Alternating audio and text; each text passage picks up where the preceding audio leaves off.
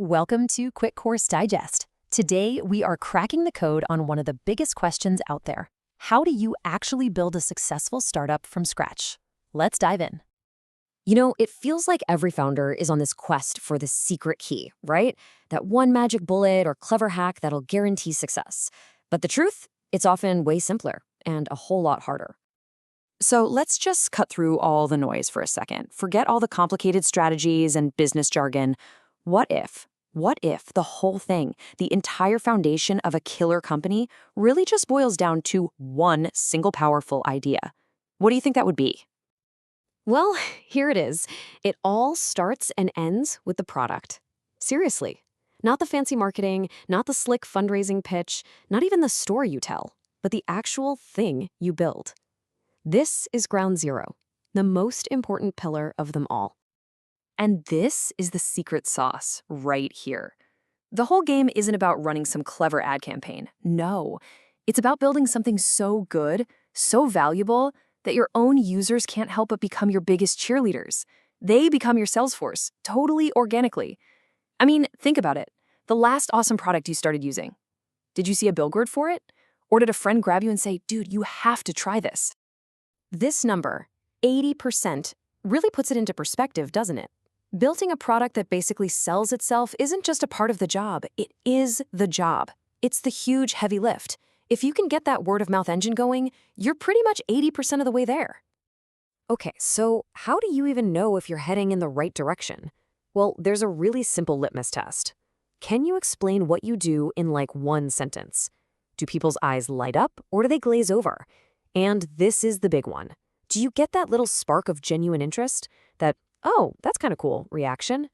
If you don't, it's a huge red flag that either your idea is too complicated or the problem you're solving just isn't that important to people. But look, even the world's greatest product is going to fail if it's launched in a vacuum. It absolutely needs the right environment, the right market to really take off. And that brings us perfectly to our next big idea. See, the best startups, they don't just find a market. They find a tidal wave, and they learn how to surf it. They find a market that is just poised to explode. You want to be looking for that niche that's on the brink of exponential growth. Think about the early days of the iPhone App Store. It went from 0 to a gazillion overnight. And the startups who jumped on that wave early, man, they won big. So how do you tell a real game-changing trend from just a flash-in-the-pan fad? It's actually pretty simple. A real trend, like the first iPhone, gets early adopters completely obsessed. They use it constantly. A fake trend? It's all hype. People might buy it, but it just collects dust. The big takeaway here is to watch what people do, not what the media says. Engagement is everything. All right, so let's say you've nailed it. You've got a killer product and you've found that perfect market wave to ride. What's next? Well, who's actually going to make it all happen? It's time to talk about the people, the human element, the founder and the team. Every truly great startup has what you could call an evangelical founder. This is the person who is just so fired up, so passionate about the vision that it's infectious.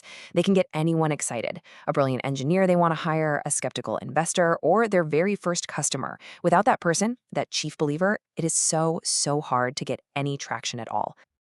Now, this next one might sound kind of backwards, but stick with me. It's actually easier to start a hard startup than an easy one. Why? Because the single hardest thing to get in this world isn't money. It's incredible people.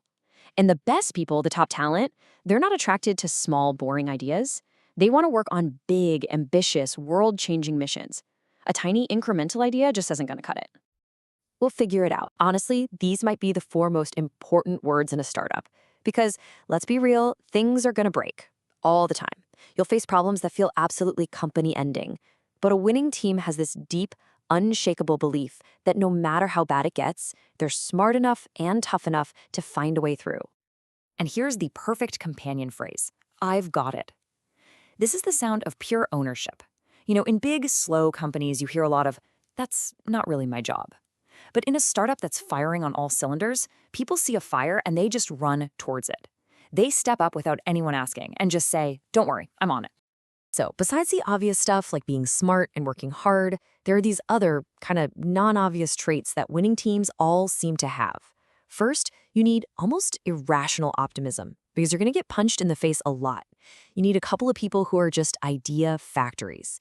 You need a serious bias for action, move fast, decide, and go. And this last one is my favorite, the blessing of an experience. Sometimes the most amazing things get built simply because the team didn't know it was supposed to be impossible. Okay, product, check. Market, check. People, check. So what's the last piece of the puzzle? It's all about execution. That day in, day out, relentless push forward. So, how do you actually do that? The most important job a founder has is to never, ever lose momentum. Momentum is a startup's lifeblood. It's this magical force that lets a tiny team accomplish superhuman things. Once you lose it, man, it is almost impossible to get back. So as a founder, your number one job is to be the keeper of the momentum. Keep that train moving forward, no matter what. Think of this as a quick, down and dirty health check for your startup.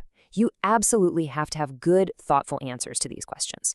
I mean, if someone asks how you're going to grow and your answer is basically a shrug, that's a big flashing sign that you've got some serious thinking to do. Okay, I know. Sometimes it can feel like you're this tiny little rowboat in an ocean full of massive corporate battleships. But here's the thing. As a startup, you actually have these secret, unfair advantages. Real, powerful advantages that let you win again and again. Let's break down why you're positioned to win. First, the one yes rule. A startup can chase a crazy idea that sounds nuts because all you need is one investor to say yes. Big companies need a dozen committees to agree. Second, agility. You can make decisions in an hour that take a big company a year. In a fast-moving market, that speed is your superpower. And third, platform shifts. When something huge like mobile comes along, a startup can go all in overnight. The big guys, they're still trying to turn their giant ship around. So when you look at the best founders, what are the core traits they all seem to share? Well, it really boils down to these four things. Frugality, treating every dollar like it's your last. Insane focus, the ability to just say no to everything that doesn't matter. A deep, deep obsession with the problem they're solving. And finally, just a genuine love for what they're building and the people they're building it for. So there you have it. That's the playbook. A product so good it sells itself. A market wave to ride, a team that refuses to quit, and the relentless momentum to push it all forward. We've laid it all out, so the only question left is for you. What vision out there is ambitious enough for you to tackle?